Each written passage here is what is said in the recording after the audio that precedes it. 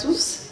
Donc, on est vraiment très heureux d'être là ce matin avec vous. Donc on vient de l'église de Montpellier, la Clé, et puis voilà, ça nous arrive de partir comme ça et de venir dans des églises, et c'est toujours pour moi une grande bénédiction de rencontrer des gens, de voir combien le royaume de Dieu est grand, et l'amour, et je trouve qu'on apprend beaucoup dans ces déplacements-là.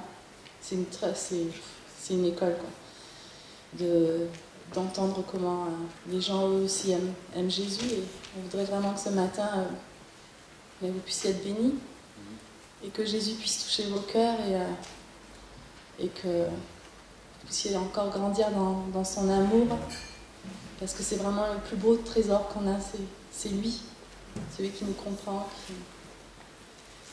qui nous aime et qui est là dans tous les moments. Donc on est là pour partager cette partie de notre vie avec vous. Voilà. Je suis tout à fait d'accord avec tout ce que tu as dit. Alors, merci de nous accueillir, c'est vrai. Mais, voilà, mon épouse Nathalie, on a 3 enfants, Annabelle, Paul et petit David qui est là ce matin avec nous.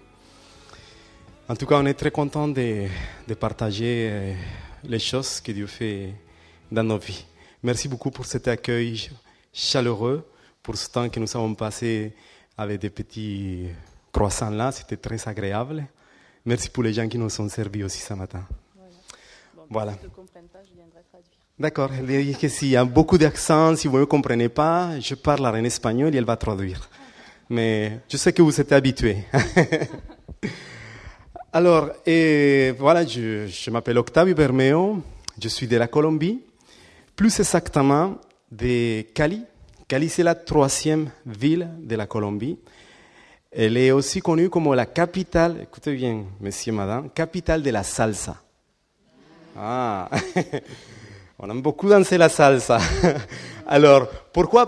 Car nous avons, chaque année, nous célébrons un événement où il y a des milliers de personnes de toute Sud-Amérique qui viennent danser la salsa du matin jusqu'au soir, pendant une semaine. Alors, c'est pour ça que Cali est connue comme la capitale de la salsa.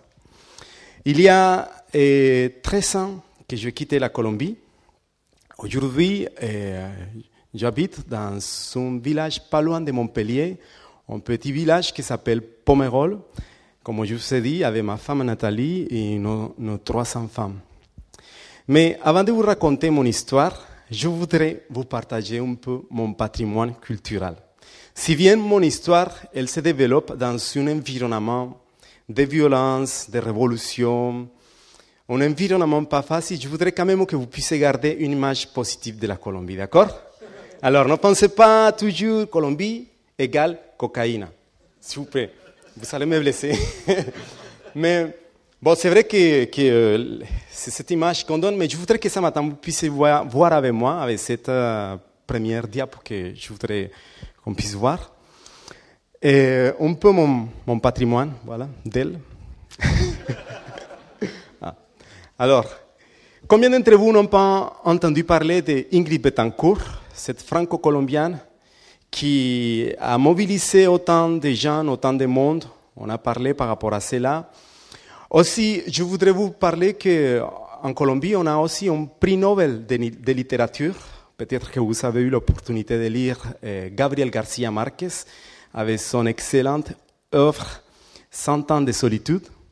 Mais aussi au niveau du sport, justement sur Montpellier, il y a eu un gars qui est très connu par sa tête, des cheveux blonds, s'appelle El Pibe Valderrama. Il a joué pendant quelques temps sur Montpellier. Et on est aussi connu au niveau des artistiques, au niveau de la culture, au niveau des œuvres d'art. Botero, c'est l'artiste sud-américain le plus coté avec son art contemporain. Mais combien d'entre vous, les jeunes, n'ont pas dansé avec la bomba latina Shakira? Ah, ça c'est bon. Alors, je n'ai pas voulu mettre la son là parce que sinon...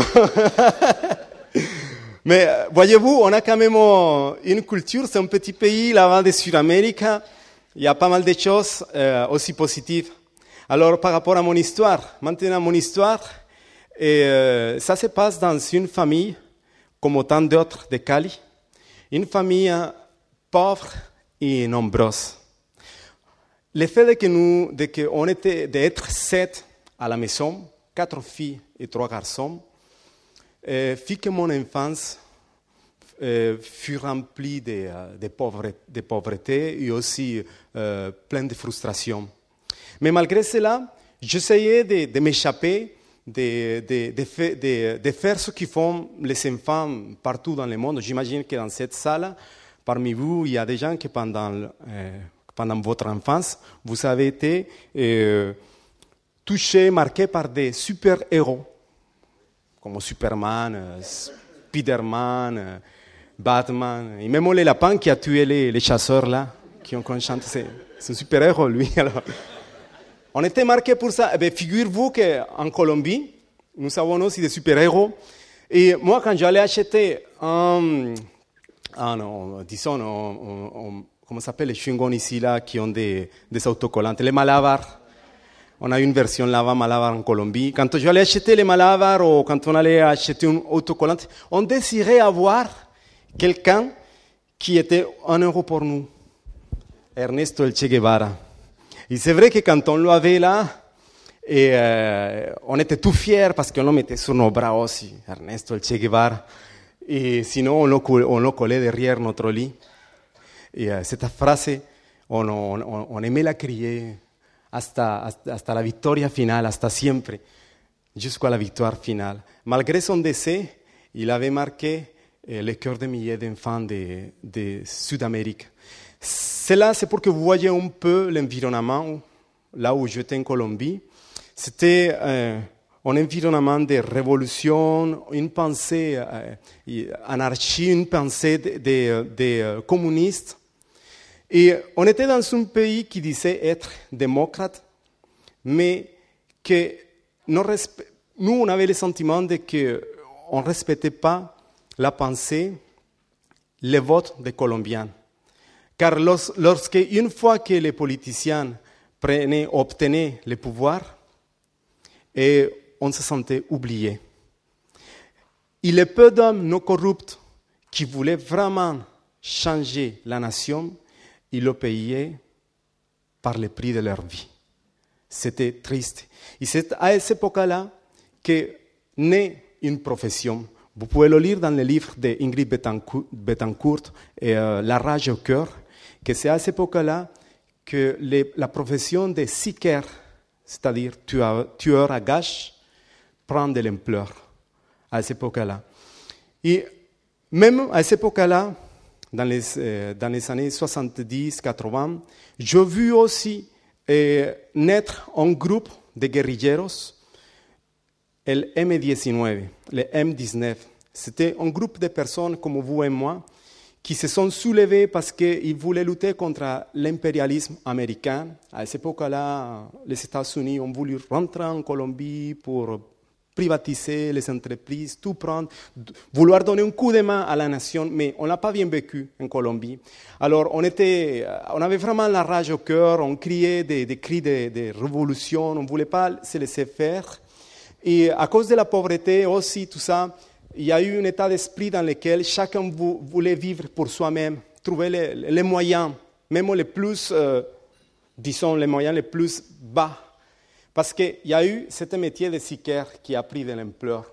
On voyait des jeunes garçons, moi à l'âge de 12-15 ans, je voyais déjà des personnes se faire tuer à côté de moi.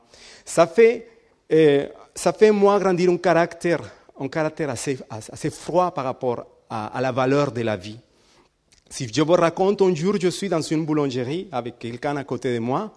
On mange ensemble, on prend un coulin ensemble. Et souvent, il y a un jeune garçon, pas plus de 16 ans, descend de son scooter, il sort une arme, il prend la personne qui est à côté, boum, boum, boum, il le tue, il me regarde direct à mes yeux, il me dit « Vous n'avez rien vu ». Alors je suis surpris, je lui dis « Bien sûr, je n'ai rien vu, je n'ai rien entendu ». Alors il est parti comme si rien n'était. Comme s'il aurait signé un contrat, il allait être payé, et c'est tout. C'est ça la valeur de la vie à cette époque-là en Colombie. C'était pas du tout une vraie valeur. J'ai vécu dans ce moyen, dans ces temps difficiles, mais aussi à côté de cela, on a vu aussi grandir un autre groupe armé de la Colombie. Ils sont aujourd'hui encore la FARC, las Fuerzas Armadas Revolucionarias de Colombie. C'est vrai qu'au début, ils sont sortis avec une pensée aussi à la faveur du peuple colombien, mais après ça a mal tourné. Jusqu'à aujourd'hui, c'est un groupe vraiment terroriste, la FARC. Et suite à cela, en Colombie, il y a deux couches sociales, les pauvres et les riches. Nous, on faisait partie des familles pauvres. On était dans un moment très difficile à niveau familial, car ma sœur aînée, elle avait fait une fugue, elle est partie. Un bon jour, on s'élève et on voit sur son lit une lettre en nous disant au revoir. Elle est partie, ma grande sœur, et pendant 6 ans, on n'a pas eu de nouvelles de ce qu'elle faisait, où elle était, si elle était vivante ou pas. Au bout de 6 ans, ça a très très mal vécu mes parents. Là, je vous dis aussi un peu par rapport à mes parents. Mon père, il était boulanger et ma mère, elle était mère au foyer. C'était une période très conflictuelle à niveau des familles, des foyers. Alors, au bout de ces 6 ans, ma sœur, un jour, elle frappe à la porte, on ouvre, c'était elle. Elle arrive avec un bébé. À côté d'elle, elle arrive aussi avec un homme. Et il semblait que cet homme avait avec elle beaucoup d'argent. Ça m'attirait l'attention à moi, parce que tout de suite, on a vu des changements dans notre foyer. On passe d'une famille pauvre, vite fait, à une famille de statut riche. On avait tout ce qu'on n'a pas pu avoir pendant notre enfance. On a eu plein de choses, on s'épanouit, mais c'est sûr qu'il y avait quelque chose qui ne collait pas là. Je me disais, c'est quand même bizarre, mon beau-frère là, il sort beaucoup d'argent, mais vraiment beaucoup d'argent. On est en décalage par rapport à nos amis, tout ça. On a changé de quartier, on a été vivre dans les quartiers les plus riches de Cali. Et en fait, je me suis rendu compte qu'il faisait des transactions un peu bizarres. Un jour, il me dit, écoute, viens avec moi parce que je voudrais faire quelque chose, j'ai une visite à faire, viens avec moi. Il m'amène avec lui et je vois qu'il y a 3 personnes qui se rapprochent à lui.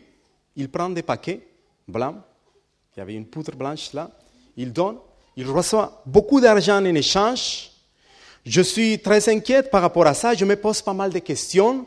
Alors je le vois qu'il rentre dans la voiture à nouveau et je lui dis, écoute, c'est quoi ça que tu as vendu là qui rapporte aussi d'argent? Et alors il est surpris, il me regarde et me dit, écoute, c'est de la farine.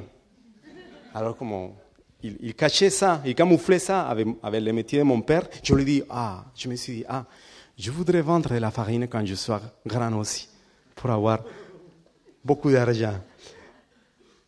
Quelques jours après, il m'appelle à nouveau et en fait, je me suis aperçu que je commence à travailler d'une manière indirecte avec la drogue. Et je suis quelque part, disons, je deviens pour lui un moyen de protection. Le fait qu'un homme se promène dans les rues de Cali avec un gamin de 12 ans, 15 ans, ça rapporte beaucoup plus de sécurité. Il a moins de possibilités d'être arrêté parce qu'il y a un gamin à côté de lui. Et alors, je me retrouve dans ce monde-là. De plus en plus, ça devient plus clair pour moi. Et je vois qu'on a beaucoup d'argent, qu'on vit une autre vie. Je vois qu'à chaque semaine, chaque week-end chez nous, il y a des fêtes, il y a la fiesta, il y a de l'alcool, il y a tout en abondance gratuite. On venait, tous les voisins venaient, on nous aimait, on nous mettait les bras sur nos épaules, on disait, vous êtes des gens géniaux. C'était une époque merveilleuse pour nous. Mais notre rêve devient bientôt un cauchemar. Parce que dans les années 1985, il y a quelque chose qui se passe. Il y a en Cali, il y a un cartel qui s'élève, mais aussi à côté, Medellín, la ville de Medellín, que c'est la 2e ville de la Colombie, il y a un autre cartel qui s'élève de drogue très très puissant. Ça fait qu'il y a eu des jalousies entre eux, Les cartels de Medellín venaient sur la ville de Cali pour blanchir l'argent. Et pour cela, ils achetaient des pharmacies. Alors, là, vous voyez en premier plan une photo d'une pharmacie. C'était la chaîne de pharmacies du cartel de Medellín. Ça s'appelait Drogas La Reba. Pharmacie, comment on pourrait le traduire? Pharmacie, pardon? Droguerie avec des soldes, quelque chose comme ça. Et alors, en fait, ils ont blanchi pas mal d'argent, ils ont acheté plein de drogueries, de pharmacies dans la ville de Cali. Et les cartels de Cali étaient vraiment jaloux, ils n'ont pas tout aimé, ils se sont sentis envahis dans leur propre terrain. Qu'est-ce qu'ils ont fait? Ils ont commencé à faire exploser toutes les pharmacies. Ils mettaient des bombes, même s'il y avait des clients, même s'il était vide ou pas, et ça s'explosait partout. Alors, c'était une période très difficile pour nous, parce qu'on n'avait pas le droit de rentrer dans une pharmacie. Si on avait mal à la tête, si on avait mal quelque chose, tu ne pouvais pas aller acheter un médicament parce que si tu avais mal à la tête, ta tête allait exploser là-bas. Alors, ce n'était pas facile du tout. Et alors, cette guerre entre cartels de Cali et de Medellín a fait qu'on se cherche, on commence à jouer au chat et à la souris pour se tuer vraiment. Et mon beau-frère, comme il faisait partie du cartel de Cali, il était, disons, parmi les hauts mandataires, il était recherché. On rentre dans une période dans laquelle notre famille Bermeo Valencia, était recherchée dans la ville de Cali. La mission, c'était de nous tuer, de nous faire disparaître, avec toutes les personnes qui étaient mêlées par rapport à cette affaire. On rentre dans une période de crise, de peur, de crainte. On voulait se cacher partout. Un jour, dans cette période de crise, on était à la maison, on frappe à la porte de chez nous et je vois pour la fenêtre, c'est un homme là qui est avec un livre noir à sa main. Il me fait des signes de le faire passer. Je doute un peu, mais je vois qu'il dégage quelque chose de positif. Alors j'ouvre la porte. Il me dit, écoute, jeune homme, je voudrais vous partager quelque chose de très important pour vous, pour votre famille. C'était un temps difficile. Je me suis dit, bon, entrez. Il rentre. Il commence à me parler d'un Dieu. Il commence à me raconter d'un Dieu qui est amour, qui sauve, qui enlève nos craintes, nos peurs. Un instant après, je vois ma mère qui arrive, je vois mon père, je vois mes frères qui viennent à côté, et on se retrouve à plusieurs à écouter ce monsieur qui parle. Ce monsieur qui parle il avait une conviction dans son cœur, son discours, il était sincère, quelque chose qui nous touche, il avait un vécu. Je me disais, celui-là, il devrait vendre un petit peu de la drogue parce que je voudrais avoir ces dons-là.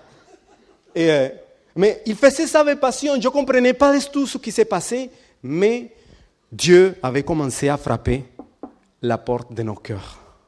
En tout cas, ce jour-là, on a vécu quelque chose. Dieu nous a laissé goûter quelque chose où on a ressenti la paix. On a perdu pendant quelques minutes la peur.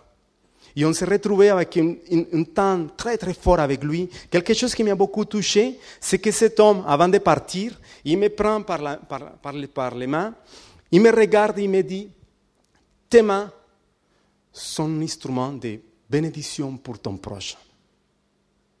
Il me répète à nouveau, tes mains sont un instrument de bénédiction pour ton proche. Il part. C'est dans ce contexte qu'un espoir frappe à ma porte. Il est parti. Les années passent et les cauchemars continuent. Tout va mal au niveau de nos finances. Mon beau-frère, il décide de partir en Espagne. Mais quand tu as une guerre entre cartels, ça ne pardonne pas. Ça te poursuit. Finalement, mon beau-frère, il est mort dans des circonstances très étranges dans la ville de Valencia, en Espagne. C'est jusqu'à là-bas que son passé l'a rattrapé et malheureusement, il a laissé ma sœur avec 2 enfants. C'était un décès très dur pour nous à vivre. on n'a pas du tout compris, et en plus de ça, ça nous apportait encore beaucoup plus de crainte. On avait beaucoup plus de peur de que ça arrive aussi avec nous. La famille se retrouve dans une situation dans laquelle on est dissolu. Mes frères partent à droite, à gauche. Je me retrouve tout seul avec mes parents et avec ma petite sœur, 7 ans. Et je me retrouve d'un seul coup presque avec la charge de chez moi. Alors, je me pose la question, qu'est-ce que je fais? Quelques années après, à l'âge de 20 ans, je me dis, qu'est-ce que je fais?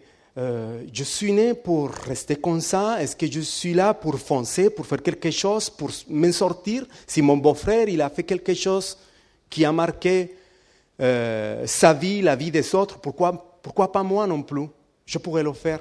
Alors, à l'âge de 20 ans, je décide que tout est possible pour moi, c'est-à-dire devenir un capo de la drogue. Alors, je décide de suivre les pas de mon beau-frère.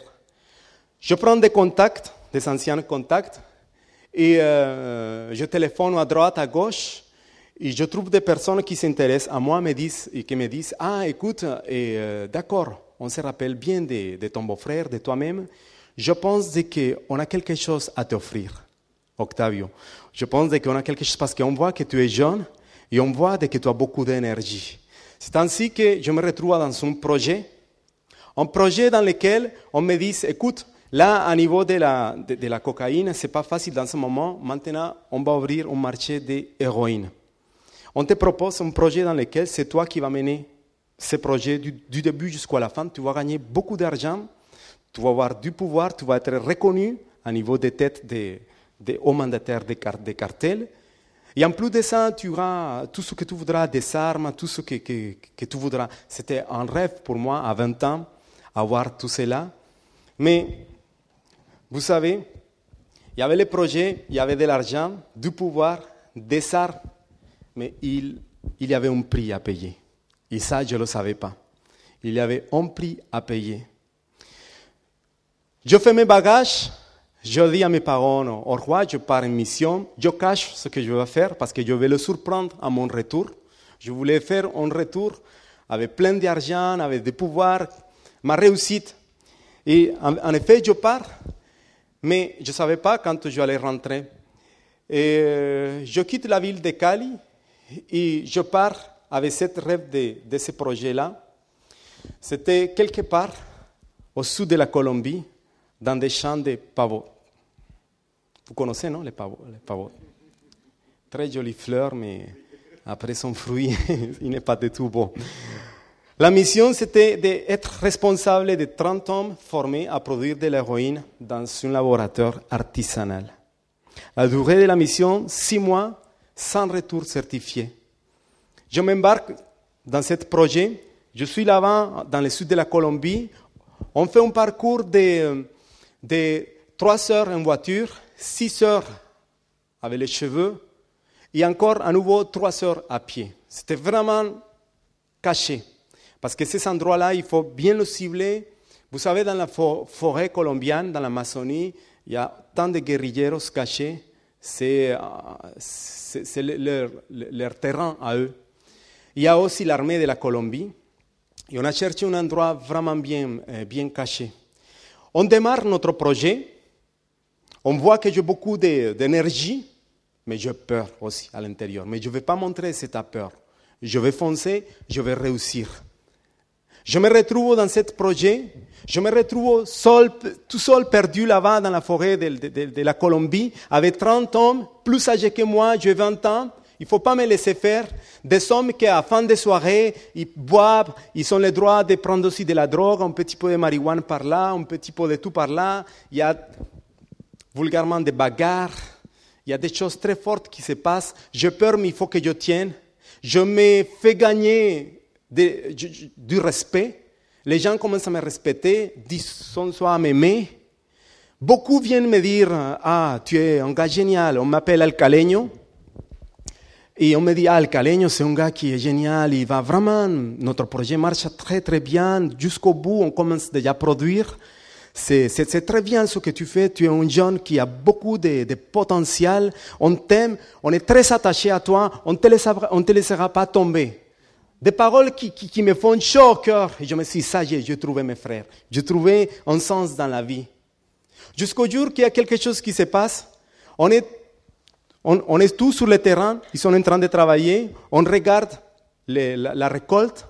Quand on entend des hélicoptères, des bruits des hélicoptères. À ce moment-là, c'est la panique, c'est la terreur, c'est l'armée qui commence à survoler les champs. À ce moment-là, tout le monde, c'est pour soi-même. Tout le monde court, se part, et moi, j'attends que quelqu'un vienne me prendre par la main pour m'amener, parce que je ne connaissais pas très bien la région, mais il y avait des gens qui étaient là, habitués.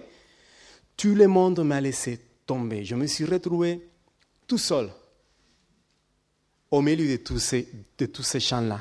Je pars en courant comme je peux, je me cache, mais à ce moment-là, je passais 2 heures avec moi-même, tout seul. Personne n'est venu voir qu'est-ce qui s'est passé avec le bien-aimé Octavio. Personne n'est venu. Jusqu'au moment que là-bas, j'étais tout seul. Il y a des questions qui se sont posées à moi-même, comme « Ils sont où tes amis? Il est où là l'attachement? Il est où l'amour là ?» C'est ça le vrai amour. Plein de questions. Je sors de ma cachette. Je le vois tranquille comme si rien. Là, il y a quelque chose qui s'est produit dans mon cœur.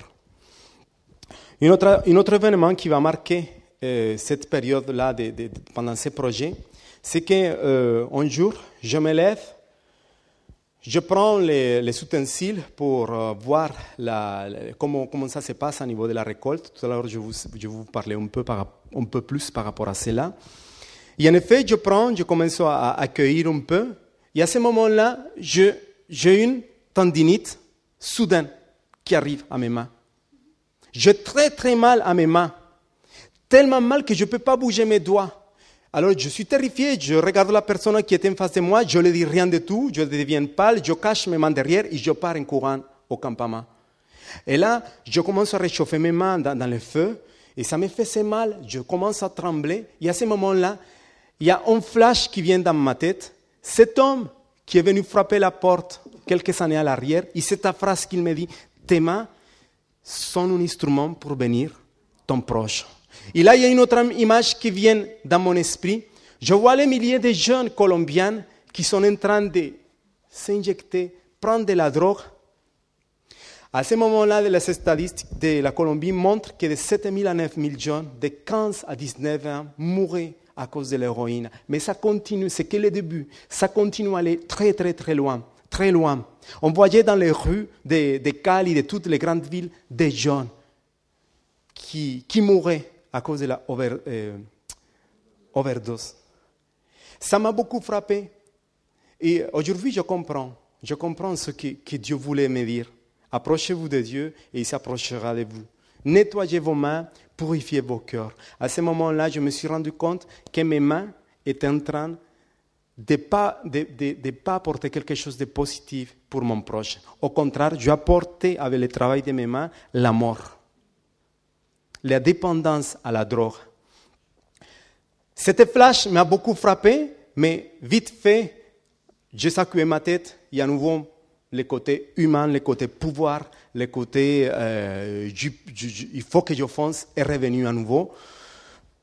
J'étais mieux de mes mains, je suis reparti et on a continué à travailler. Ça s'est passé comme un peu. Ce que je vais vous montrer, ce n'est pas à refaire chez vous, d'accord? Et les pavotes, alors il y a un fruit là qui se produit. Ne vous inquiétez pas, vous n'allez pas réussir à le faire chez vous. Alors là, il fallait le prendre, chaque fruit, il fallait le faire 3 fissures, vraiment bien faites pour ne pas l'abîmer. Et là, ça, vous voyez que dans la première diapo là, au côté droite, il y a un lait, une espèce de lait qui sort. Cet lait, elle sèche, et après, derrière, il y a quelqu'un qui vient, quand elle est sèche, il la ramasse. C'est une résine. Cette résine devient après un peu comme un chewing-gum. On l'accueille, on accueille tous les fruits, et à la fin, elle devient cette pâte-là, une pâte marron. Cette pâte, c'est comme de l'or. Ça coûte beaucoup, beaucoup d'argent. Et cette pâte, c'est à partir de là qu'on fait le processus de l'héroïne. Alors, je coupe là le processus. Je ne raconte pas plus de là jusqu'à là-bas. Alors là, ce processus, cette pâte, elle est très très chère. Et on avait fait une belle récolte. Ça marchait très très bien. Et en effet, j'ai eu aussi une autre mission, c'était de prendre, on avait accueilli plus ou moins 3-4 kilos. Et ma mission, c'était de prendre cette pâte et l'amener dans un autre campement, un autre champ. Et il fallait marcher 2-3 heures à pied. On a pris les précieux éléments, la pâte, on la garde dans un sac à dos. Je prends quelqu'un avec moi, je prends l'un des hommes dans lesquels je pouvais avoir le plus de confiance, et celui que j'ai vu qui avait beaucoup plus d'expérience. C'est un homme d'une quarantaine d'années. Je le prends avec moi et je lui dis, on va aller ensemble en mission, on va aller amener ça. Et je sais que ça va beaucoup plaire aux personnes qui nous attendent. On prend notre trésor avec nous et on part. On commence à marcher. Au bout d'une heure de marche, je m'aperçois que plusieurs mètres au bout du chemin, il n'y avait pas des arbres, il y avait des petites collines à gauche et à droite. On voit qu'il y a 3-4 hommes là-bas, habillés comme de l'armée. Alors, je suis surpris parce que normalement, c'est censé que personne sache, n'y voit rien du tout.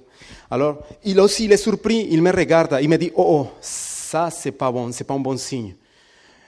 Et alors, je lui dis quoi, qu'est-ce qui passe? Il me dit, soit c'est l'armée, soit guerrilleros. Alors, fais ta dernière prière. Alors, pour moi, c'était une douche froide. Je lui ai dit, comment ça, fais ta dernière prière? Et il m'a dit, oui. Là, ils vont nous fouiller, dès qu'ils vont trouver la pâte, ils la prennent et au revoir. On va nous tuer. Et en effet, quelques années après, je me suis rendu compte de que c'était vrai. C'est des chasseurs, disons guerrilleros, qui sont à la recherche des champs de la amapola. Et ils recherchent ça. Ils savent qu'il y a cette pâte qui sort. Et toutes les personnes, ils prennent la pâte, ils la revendent très très cher. Et c'est avec ça qu'ils peuvent continuer à acheter des armes et à vivre. Alors il m'a dit, fais ta dernière prière. Il me regarde. Moi, je me suis dit, oui, je vais faire ma dernière prière. Alors, je lève ma tête, je lui dis, qu'est-ce qu'on fait? On se cache? Il me dit, non, on ne se cache pas parce qu'ils vont nous tirer plus vite. On continue notre chemin. Alors, je commence à faire ma dernière prière dans ma tête et je dis, c'est la première fois que je m'adresse au ciel. Et je dis au ciel, je dis à Dieu, ce Dieu-là qu'on m'avait partagé, ça fait quelques années à l'arrière, je dis, Dieu, si tu es un Dieu vrai, si tu es un Dieu qui est d'amour, qui donne de l'espoir, je voudrais aujourd'hui que tu me donnes une dernière espoir dans ma vie. Je ne vais pas mourir là dans ces champs comme ça. Je ne vais pas rester sur le terrain. Mes parents, ils ne savent pas où je suis. Ils croient que je suis en train de ramasser du café. Alors, donnez-moi cette opportunité. Si tu es un Dieu réel, montre-moi que tu es réel, que tu es puissant, que tu existes. Cela, c'était ma prière. Je marchais, plus on se rapprochait d'eux, plus lui, que c'était un gars avec beaucoup d'expérience, qui avait déjà frôlé la mort plusieurs fois, il devenait plus pâle.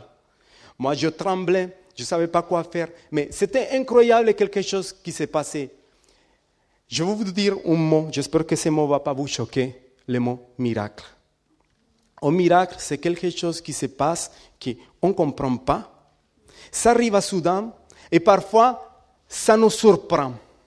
La science n'a pas d'explication, nos jeux, les choses physiques n'ont pas d'explication parce que c'est un miracle.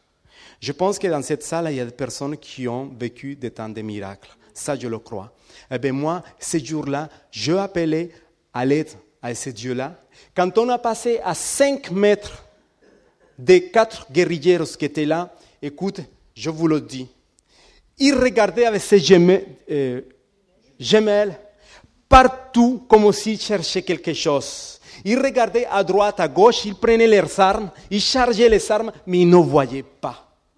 Alors moi, je me disais, c'est pas, mais pas doucement que je marche, qu'ils vont me cacher. Parce qu'on est très à découvert. il n'y avait pas des arbres sur les chemins. Alors je continuais à prier, je tremblais.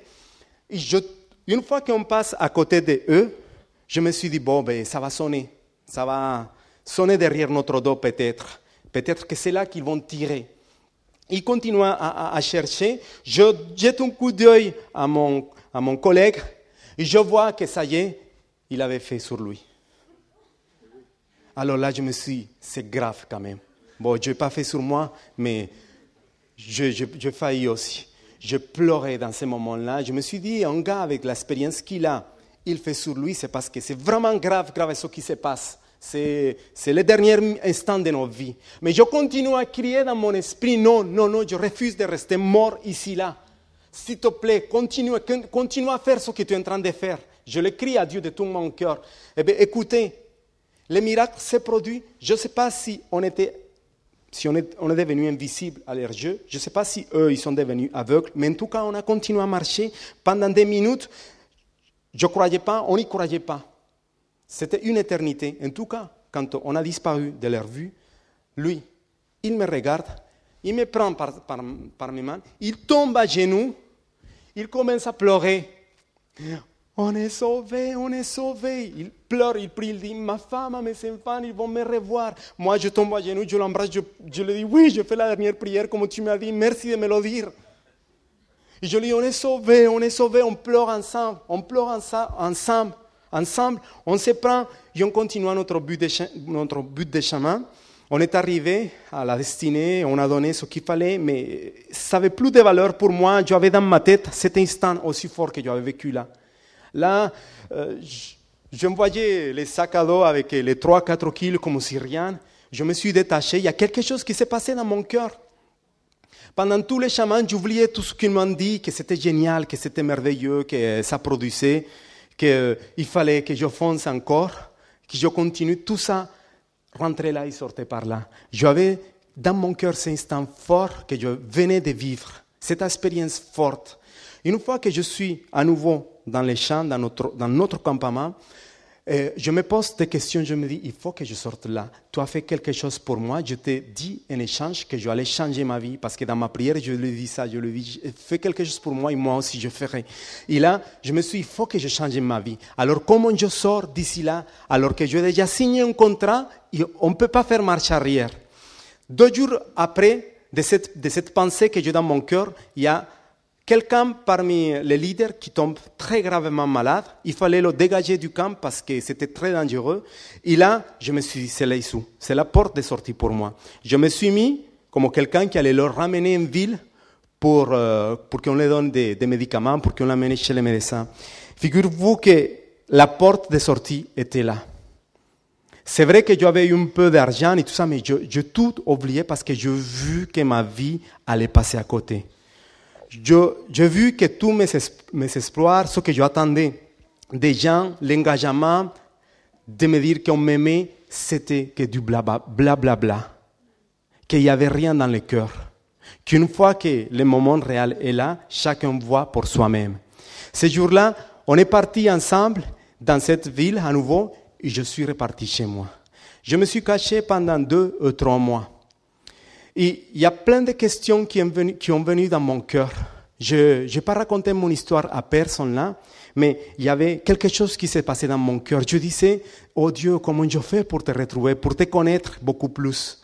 Vous savez, quand je vous ai parlé du métier de sicaire, j'avais un ami, on avait un gars, des copains, et cet ami-là, lui, il s'appelait Samuel, c'était un gars qui était toujours armé. C'était un gars qui soit il avait une arme blanche, ou soit il avait un pistolet sur lui. Et ça faisait des mois qu'on ne se voyait pas.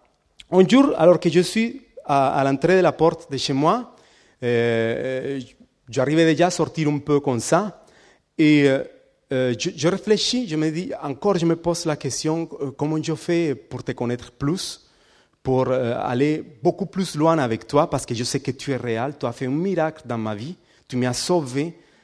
Je suis vivant aujourd'hui, c'est grâce à toi, à ton amour. Et là, je vois qu'il y a quelqu'un qui se rapproche, c'est mon ami Samuel qui est là. On commence à parler ensemble. Et alors je lui dis, alors et ta chérie, elle a eu, parce qu'il appelait son arme sa chérie. Alors, elle me dit, non, il n'y a pas de chérie, elle n'est pas là. Je l'ai pas. Je lui dis, comment ça? Toi, tu ne peux pas marcher sans te déplacer, sans être armé et tout ça. Il me dit, non.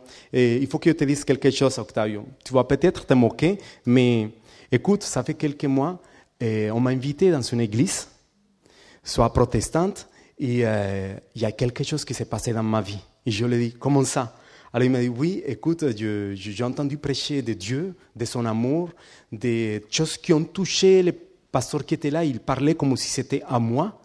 Je n'ai qu'une seule envie de lâcher toute cette vie que je avais là derrière moi, de mettre les armes à côté et de me confier à lui. Et moi, je voudrais te partager cela, toi.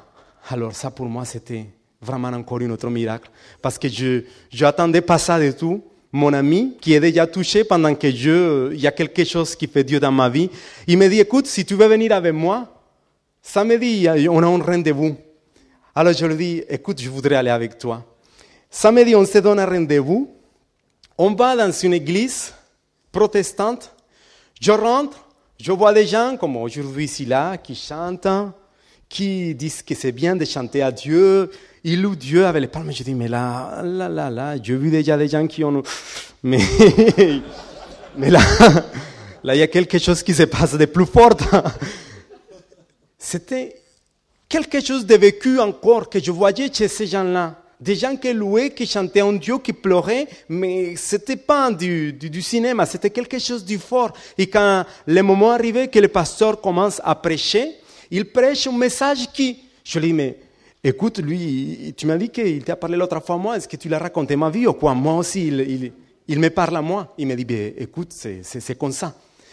Il a parlé à ma vie directe. C'est un message d'espoir. C'est un message que j'attendais là. C'est un message dans lequel j'écoutais parler d'un Dieu qui cherchait, qui prenait de la misère, qui donnait le vrai amour, qui était ouvert à une relation d'amour, de paternité, quelque chose que je cherchais, surtout la sécurité, des changements, les craintes, les peurs que j'avais. Il y a un espoir qui s'est ouvert là. Il y a quelque chose qui se passe dans mon cœur. Mon cœur commence à se vider de toute peur. Mon cœur commence à se vider aussi, même de l'attachement à l'argent mal gagné, à la peur de la manque. J'entends parler d'un Dieu qui donne, d'un Dieu qui est généreux, d'un Dieu que si on le cherche, avec lui, on n'a pas peur de ce qui va se passer le lendemain. Quand il fait l'appel, je pense qu'il faut que je fasse quelque chose. J'avance, j'ai passé à moins 1 heure en train de pleurer.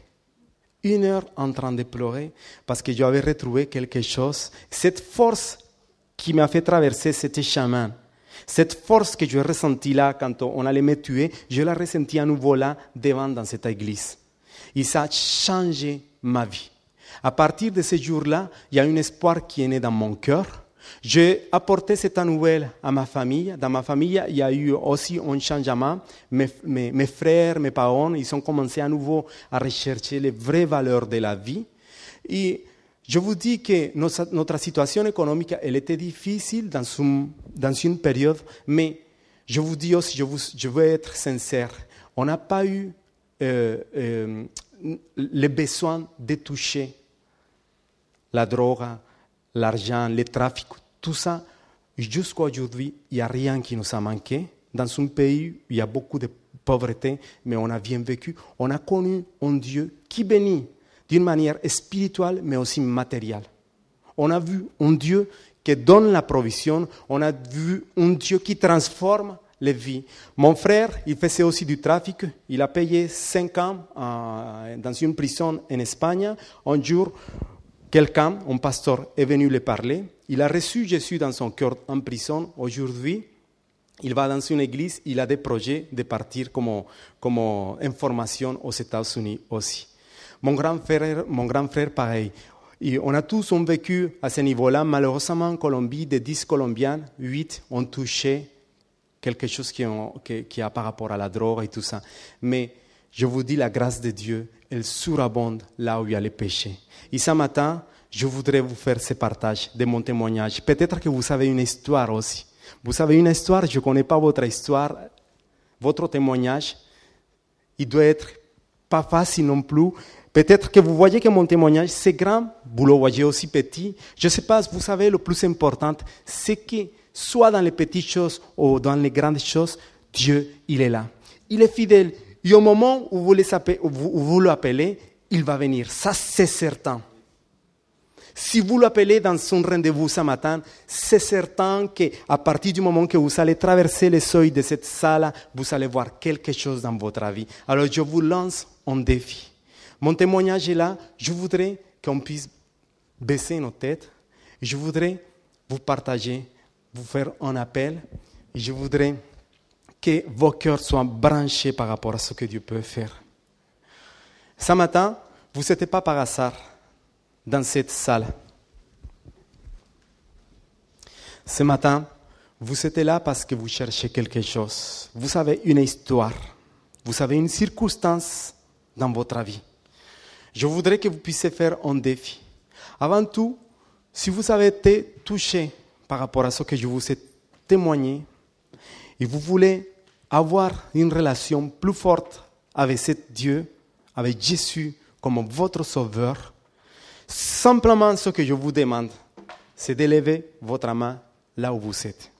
Vous allez élever votre main, vous n'allez pas vous engager avec ici, là, avec quelqu'un, vous allez vous engager avec Dieu. Et après, je voudrais prier pour vous. Je vois la jeune fille qui lève sa main là-bas, je vois le monsieur, la dame, l'autre dame qui lève sa main là-bas. Encore, s'il y a quelqu'un, le monsieur, merci. Merci. Merci parce que c'est un défi. C'est un défi que vous allez affronter ce matin et vous allez voir que vous n'allez pas être déçus. Là au fond aussi, il y a un garçon, un autre garçon que je vois. Merci de lever vos mains. La dame aussi vient de lever la main. La dame aussi là à droite. Alors je vais prier avec vous. Je vais prier avec vous parce que vous avez une histoire. Je suis sûr de ça. Mais vous allez laisser mêler à Jésus, à Dieu dans votre histoire. Et vous n'allez pas être déçus. Vous n'allez pas être déçus. Seigneur Jésus,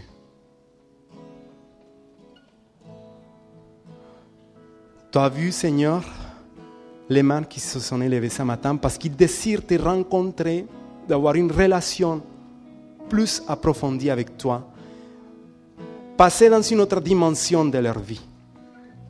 Et ce matin, je te prie, Seigneur, qu'avec l'amour, la puissance que tu t'es révélé à ma vie, tu puisses te révéler à eux, Seigneur. Ils veulent te faire partie de leur histoire, leur témoignage, c'est vécu. Et ce matin, ta grâce, je prie pour que ta grâce, ton amour vienne changer cette circonstance, Seigneur, par ton amour. Change le cœur. Ce matin, c'est une invitation que vous êtes en train de faire. Une invitation à ce Jésus qui est venu sur la terre, qui est mort sur la croix, mais qui a ressuscité et qui est là aujourd'hui dans nos cœurs. Vous avez vu ce matin les gens, les groupes louanges, comment on loue avec passion, parce qu'il a transformé nos vies. Eh bien, vous allez avoir une transformation dans vos vies. Surtout, vous allez voir une transformation dans cette circonstance que vous venez de confesser. Merci Seigneur Jésus. Merci pour ce désir de ces cœurs qui sont là ce matin, de te rencontrer. Révèle-toi dans leur vie comme ce Dieu qui pardonne tout péché. Il n'y a pas de petits ni de grands péchés pour lui. Il n'y a pas de petites ni de grandes circonstances pour lui. Il te voit avec jeu d'amour. Il te donne tout ce qu'il a. Il entend ton cœur. Il entend ton cœur. Il entend ton cœur. Pendant qu'il chante, je voudrais que vous puissiez continuer dans cet état d'esprit. Comment expliquer et comment décrire un amour si grand, si puissant, Cet amour qui touche le cœur. rien ne peut le contenir. Cet amour qui vient se poser maintenant sur vos cœurs. C'est mes espoirs, Maintenant. Seigneur, tu sais mes craintes. Amen. toutes tes craintes. bien trop petit. Et peut-être que tu n'as pas de mots, mais il connaît ton cœur. Et tu as levé la main ce matin et vous allez voir sa gloire. Il entend les cris de ton cœur. Comme ce jour-là, moi, je criais dans mon cœur sur ce chemin. Ce matin, ta voix, elle est écoutée. Amen. Amen.